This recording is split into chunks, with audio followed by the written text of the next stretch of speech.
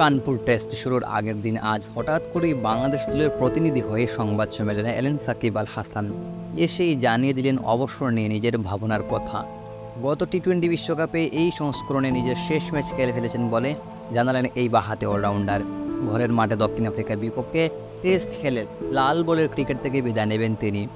অবসর প্রসঙ্গে সাকিব বলেন, আমার মনে হয় টি-20তে আমি আমার শেষ ম্যাচ খেলে ফেলেছি। মিরপুর টেস্ট খেলতে পারলে সেটি হবে আমার শেষ টেস্ট। অক্টোবরে মিরপুরে দক্ষিণ আফ্রিকার বিপক্ষে 2 ম্যাচ সিরিজের শেষ টেস্ট খেলবে।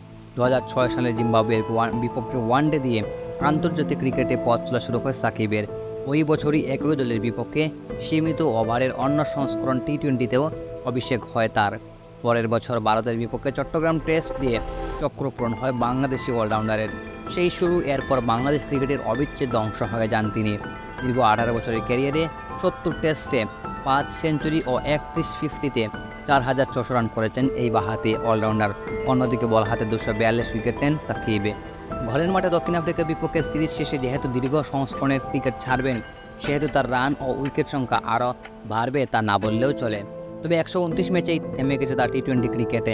13 ফিফটিতে 2,551 রান করেছেন তিনি, আর 149 উইকেট নিয়েছেন এই বাঁহাতি স্পিনার।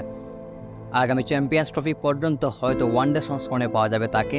এক সাক্ষাৎকারে নিজেই এমনটি জানিয়েছিলেন সাকিব আল হাসান।